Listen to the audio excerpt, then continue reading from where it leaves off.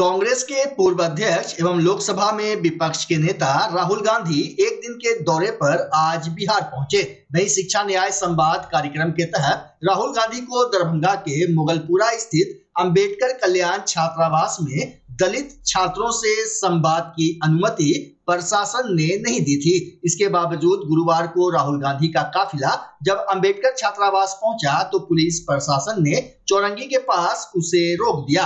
काफिला रोके जाने के बाद राहुल गांधी अंबेडकर छात्रावास गए। अब इसे लेकर दरभंगा प्रशासन एक्शन के मोड में है। दरभंगा के जिलाधिकारी ने कहा है कि राहुल गांधी ने सीआरपीसी की धारा 163 का उल्लंघन किया है। वहीं राहुल गांधी ने अंबेडकर हॉस्टल जाने से रोके जाने का वीडियो शेयर करते हुए सोशल मीडिया प्लेटफॉर्म एक्स पर बिहार के मुख्यमंत्री नीतीश कुमार पर निशाना साधा। लोकसभा में विपक्ष के नेता राहुल गांधी ने अपनी पोस्ट में लिखा कि बिहार में एनडीए की डबल इंजन धोखेबाज सरकार मुझे अंबेडकर हॉस्टल में दलित और पिछड़े छात्रों से बातचीत करने से रोक रही है। उन्होंने सवाल उठाते हुए कहा कि संवाद कब से अपराध हो गया।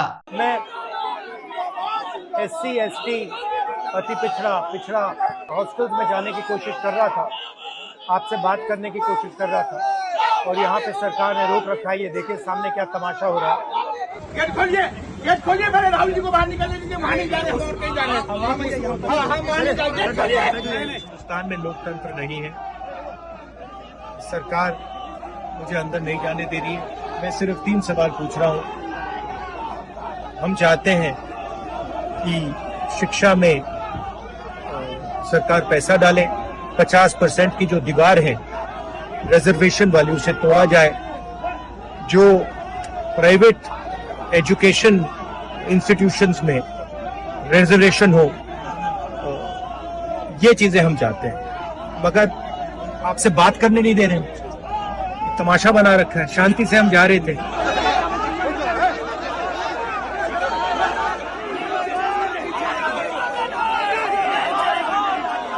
चाहते हैं कि मैं आपसे ना मिलूं, आपकी जो मांगे हैं वो ना उठाऊं, मगर रोका नहीं जा सकता। तिलका मांझी भागलपुर विश्वविद्यालय प्रशासन के खिलाफ आज अखिल भारतीय विद्यार्थी परिषद के छात्रों ने मोर्चा खोलते हुए कुलपति आवास का घेराव किया। इस दौरान छात्रों ने कुलपति के आवासीय परिसर में जोरदार प्रदर्शन किया। छात्रों का साफ कहना था कि पैट परीक्षा का परिणाम काफी दिनों से लंबित है, जिससे शोधार्थियों का भविष्य अधर में लटक गया है। प्रदर्शन कर रहे छात्रों का आरोप है कि विश्वविद्यालय प्रशासन की लापरवाही अब बर्दाश्त से बाहर हो चुकी है। प्री PhD टेस्ट का रिजल्ट नहीं आने के कारण न तो शोध कार्य शुरू हो पा रहा है और न ही छात्रों को आगे की प्रक्रिया की कोई स्पष्ट जानकारी मिल रही है। इसके अलावा रिसर्च मेथोडोलॉजी में भी नामांकन की प्रक्रिया शुरू नहीं हुई है। ABVP के आशुतोष तोमर ने कहा कि प्रशासन की चुप्पी और निष्क्रियता छात्रों के भविष्य के साथ खिलवाड़ है। उन्होंने कहा, शोधार्थियों के साथ अन्याय किसी भी कीमत पर स्वीकार नहीं किया जाएगा। अगर जल्द ही समाधान नहीं निकला तो उग्र आंदोलन होगा। बताया जा रहा है कि पहले छात्रों ने कुलपति से मुलाकात की मांग की, लेकिन उनके अनुपस्थित रहने से प्रदर्शन और भी उग्र हो गया। हालात को देखते हुए पुलिस को भी बुलाया गया। हम आए हुए लगभग 2 महीना पूरा हो गया और उस परिणाम के बाद जो इंटरव्यू की प्रक्रिया है उसका पूरा हुआ 1 महीना हो गया। और उसके बाद इसी विश्वविद्यालय के माननीय कुलपति के आदेश अनुसार 5 तारीख से, जो पिछले 5 महीने के 5 तारीख से रिसर्च मेथोडोलॉजी का कक्षा शुरू होना था, लेकिन आज 15 तारीख बीत गया है, ना ही अब तक रिसर्च मेथोडोलॉजी में एडमिशन लिया गया, ना ही कक्षा का कोई निर्देश दिया गया।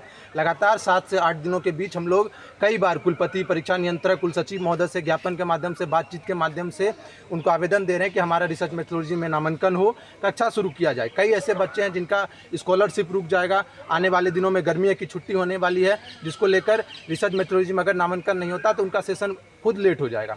इसलिए हम लोग आज कुलपति महोदय से मिलने आए और कल जब हम लोगों ने रात्रि में कुलपति महोदय, कुलसचिव महोदय के सामने ही सारे विषय को रखा तो उन्होंने आदेश जारी किया कि आज रात में नोटिफिकेशन हो जाएगा। और कल रात में हम लोग 10 बजे तक विश्वविद्यालय के प्रशासनिक भवन तक रहे, वहाँ से खाली हाथ लौटना पड़ा। आज जब हम लोग सुबह से कुलपति महोदय के आवास पे हैं तब से लेकर टाल मटोल की प्रक्रिया हो रही है और अभी 5 बजने वाला है, अब तक नोटिफिकेशन कुछ नहीं हुआ है। इसलिए हम लोग अपनी रिसर्च मेथोडोलॉजी में नामांकन के नोटिफिकेशन को लेकर कुलपति महोदय से मिलने आए हैं, लेकिन यहाँ कोई सुनने वाला नहीं है, कोई जानने वाला नहीं है। रोहित कुमार राज, जिला संयोजक ABVP भागलपुर है और पीएचडी का जो एंट्रेंस हुआ था उसका रिजल्ट अब तक नहीं जारी किया गया है, न ही एडमिशन की नामांकन की तिथि जारी की गई है।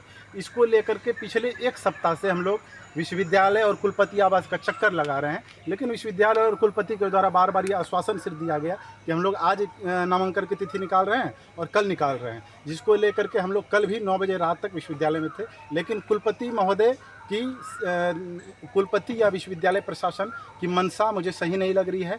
अब तक हम लोग यहाँ डटे हुए हैं इनके आवास पे, लेकिन तिथि जारी नहीं किया गया है। इसको लेकर के अभी हम लोग कुलपति आवास में इनके घेराव को लेकर के आए हुए हैं, और जब तक ये नामांकन की तिथि जारी नहीं की जाएगी हम लोग यहाँ से नहीं जाएंगे। इसमें कुलपति की भूमिका भी संदेहास्पद है। कई छात्र ऐसे हैं जिनका कि JRF नेट क्वालिफाइड है और JRF का 2 साल का वैलिड रहता है, जहाँ तक सभी को पता है। तो ये कई लोग ऐसे हैं जिनका 2 साल पूरा होने वाला है और उनका स्कॉलरशिप इसके कारण से रुक जाएगा अगर ये नामांकन जल्द से तिथि जारी नहीं की जाती है। तो कुलपति महोदय से भी हम लोग 7 दिन से लगातार मांग कर रहे हैं। अगर इस प्रकार का रवैया रहा कुलपति का, तो हम लोग यहाँ पे आज भूखे प्यासे बैठे हुए हैं और आगे भी बैठे रहेंगे, अन्यथा कुलपति हमारी मांग को सुने और ये नामांकन की तिथि जारी करें। परिचय बता दीजिए अपना। आशुतोष सिंह तोमर, अखिल भारतीय विद्यार्थी परिषद भागलपुर। भागलपुर के समीक्षा भवन में गृहरक्षक शारीरिक दक्षता सक्षमता जांच परीक्षा को लेकर जिला दंडाधिकारी डॉक्टर नवल किशोर चौधरी एवं वरीय पुलिस अधीक्षक हृदयकांत द्वारा प्रतिनियुक्ति सभी दंडाधिकारी एवं पुलिस पदाधिकारी को ब्रीफिंग की गई। ब्रीफिंग में जिला समादेष्टा हरेंद्र कुमार सिंह के द्वारा बताया गया कि 17 मई से 14 जून 2025 तक भागलपुर जिला के लिए गृहरक्षक के 666 रिक्त पदों पर मारवाड़ी कॉलेज अवस्थित तिलका मांझी विश्वविद्यालय स्टेडियम में गृहरक्षक पद को लेकर स्वच्छ नामांकन दक्षता सक्षमता जांच परीक्षा के लिए प्रतिदिन सुबह 4 बजे से दौड़ प्रारंभ होगी। प्रत्येक अभ्यर्थी को प्रातः 4 बजे अपने प्रवेश पत्र, पहचान पत्र जैसे आधार कार्ड, मतदाता पहचान पत्र, ड्राइविंग लाइसेंस इत्यादि के साथ आना है। उन्होंने बताया कि 17 मई को 700 अभ्यर्थी एवम 18 मई से प्रतिदिन 1400 अभ्यर्थियों की जांच होगी। बता दें कि दक्षता जांच परीक्षा के लिए भागलपुर के 29,761 अभ्यर्थी दौड़ में भाग लेंगे, जिनमें 23,593 पुरुष, 6,164 महिला एवं 4 ट्रांसजेंडर शामिल हैं। जमीयत उलेमाए हिंद मुसलमानों का सबसे बड़ा और प्रभावशाली संगठन है। भागलपुर में इस संस्था के करीब 20,000 सदस्य हैं। भैया जमीयत उलेमाए हिंद के बैनर तले देश के मौजूदा हालात पर चर्चा हुई। जमीयत उलेमाए हिंद के जिला महासचिव मौलाना असजद नाजरी नजर ने बताया कि गुरुवार को मदरसा अरबिया हयाउल उलूम नाथनगर में सभा संपन्न हुई। सभा में दीनी तालीम, वक्फ संशोधन बिल के खिलाफ जलसा पर विचार एवं जमीयत उलेमाए भागलपुर के सदस्यता अभियान चलाने पर मंथन भी हुआ। इस मौके पर जमीयत उलेमाए हिंद के जिला अध्यक्ष मौलाना अताउर रहमान मिफ्ताही, उपाध्यक्ष हासिम नुमानी, मुफ्ती इलियास, महासचिव मौलाना असजद नाजरी नजर के अलावा जिला स्तर के कई पदाधिकारी मौजूद रहे। जमीयत उलमाए हिंद हिंदुस्तान के सबसे बड़ी और पुरानी तंजीम है, संस्था है, जिसने मुल्क की आज़ादी में बहुत ही अहम भूमिका निभाई है। इसकी शाख पूरे मुल्क में, हर रियासत में, हर जिले में, हर ब्लॉक में, हर इलाके में है और हजारों यूनिट इसकी कायम है। भागलपुर जिले में भी कम से कम 2000 से जायद इसके मेंबर हैं। उसकी एक मीटिंग यहाँ रखी गई है और उस मीटिंग का मकसद खास तौर पर यह है कि तालीम का विस्तार किस तरीके से हो मुस्लिम समाज में, इसी तरीके से लड़कियों के दरमियान जो तालीम से दूरी है और दीनी तालीम से दूरी है, उसको कैसे करीब लाया जाए, दीनी तालीम की तरफ कैसे मुतवज्जे किया जाए, इसका विस्तार कैसे किया जाए, उस पर गौर किया जाएगा। दूसरी बात कि मरकजी हुकूमत ने अभी जो वक्फ का मसला, वक्फ का बिल पास किया है, उसके खिलाफ पूरा हिंदुस्तान का मुसलमान खिलाफ है और मुसलमान ही नहीं बल्कि मुख्तलिफ समुदाय के लोग भी इसके खिलाफ हैं कि ये बिल्कुल ही गलत है। इसके लिए एहतजाजी जलसा हमें करना है, मुख्तलिफ जगह में उसका प्रोग्राम तय करना है। इसी तरीके से हर 3 साल पर सदस्यता अभियान चलाई जाती है जमीयत उलमाए हिंद की। उसके लिए यहाँ आज रसीदात की तकसीम होगी कि वो अपने अपने इलाके में जा कर के सदस्य बनाए जमीयत उलमाए हिंद का। मेरा नाम असजद नाजरी नज़र, महासचिव जमीयत उलमा जिला भागलपुर। भागलपुर में बेसिक एजुकेशन पे जब मैं काम कर रहा हूँ, छोटे बच्चे और बच्चियों के लिए हमारा एक शोबा है दीनी तालीमी बोर्ड जमीयतुल हिंद का। उसके तहत बेसिक एजुकेशन दीनी हो दुनियावी हो दोनों एतबार से काम होता है उस पर। तो आज चूँकि मीटिंग है दीनी जमीयतुल ज़िला भागलपुर की, तो अपने यूनिटों से हम ये दरख्वास्त करने के लिए आए हैं कि अपने अपने हलके में ज़्यादा से ज़्यादा बच्चों को यानी 100% बच्चों को बेसिक तालीम दीन और दुनिया दोनों से जोड़ा है। माँ बाप की तरबियत की कमी है, माँ बाप को चाहिए कि वो बच्चों की तरबियत उसके उम्र के एतबार से करें और इखलाक अमाल ये सारी चीज़ें हैं जो उन्हें सिखानी चाहिए। तो ये माँ बाप की कमी है, इसे दूर करना, इसके लिए हम इस पर भी माँ बाप की भी मीटिंग कर रहे हैं कि बच्चों की तरबियत इस्लामी नहज पर की जाए ताकि वो किसी बुराई में न फंसे। इस कानून को मुस्लिम मुखालिफ कानून पहले से कहती हुई आ रही है कि इस कानून की ज़रूरत नहीं थी, बल्कि उसी कानून को सुधारने की ज़रूरत थी। बजाय सुधारने के कानून ही उन्होंने बदल दिया, ख़त्म कर दिया। ये मुल्क उन्हें मालूम नहीं है वक्फ बोर्ड क्या चीज़ है और इसकी हकीकत क्या है और कैसा होना चाहिए। ना मालूम होने की वजह से उनके साथ है। वो जो कानून नया बना है उसे ख़त्म किया जाए, बल्कि जो कानून है उसी को सही करने की कोशिश की जाए, उस पर अमल कराने की कोशिश की जाए। मेरा नाम मोहम्मद खालिद गयावी है, दीनी तालीमी बोर्ड जमीयतुल हिंद। बच्चा जब जन्म लेता है तो कई बार बच्चा तुरंत नहीं रोता है, रोने में देर हो जाता है। ऐसे में बच्चा क्षतिग्रस्त हो जाता है और उसके बचने की संभावना कम हो जाती है।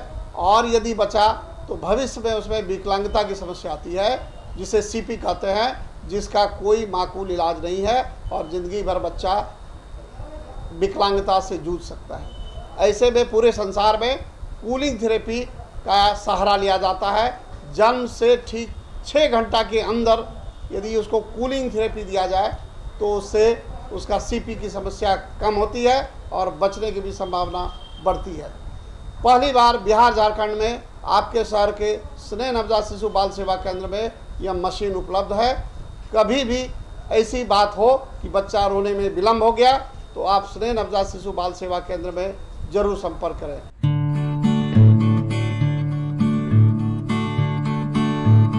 घर शिफ्ट करना हो या ऑफिस रीलोकेट करना हो, मेक माई शिफ्ट के साथ अपने सामान को सुरक्षित पहुंचाइए कहीं भी कभी भी। मेक माई शिफ्ट देते हैं residential and office relocation, long distance relocation, heavy machine shifting, packing and moving, international and intercity moving, car transportation जैसी ढेरों best services. Make my shift packers and movers. For bookings call 8298-181-018 या log on करें www.makemyshift.in।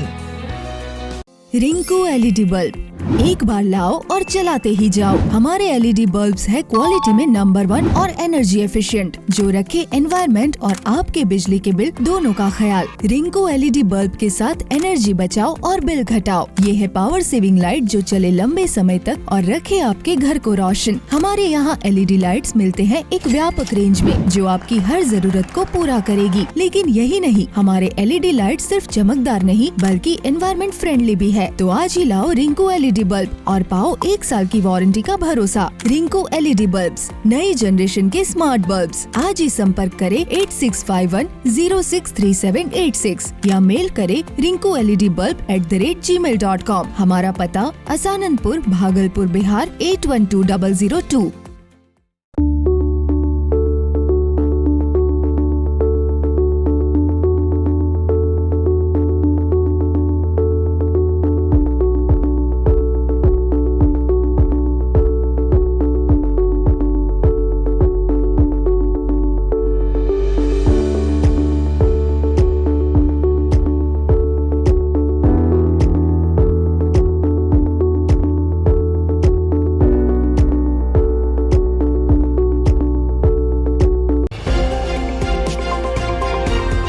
Bhagalpur के काजीवली चक स्थित सेवा कार्यालय में आज केंद्रीय ट्रेड यूनियनों एक्टू, एटक, सीटू, सेवा एवं इंटेक के संयुक्त बैनर तले जिला स्तरीय कार्यकर्ता कन्वेंशन का आयोजन किया गया। कार्यक्रम में विभिन्न यूनियनों के सैकड़ों कार्यकर्ता शामिल हुए और मजदूरों के अधिकारों, श्रम कानूनों में बदलाव, न्यूनतम वेतन, सामाजिक सुरक्षा समेत कई अहम मुद्दों पर चर्चा की। संयुक्त कन्वेंशन के दौरान मुकेश मुक्त ने प्रेस वार्ता कर जानकारी देते हुए बताया कि देश भर में श्रमिकों के अधिकारों का हनन किया जा रहा है और सरकार की जन विरोधी नीतियों के खिलाफ संयुक्त संघर्ष की आवश्यकता है।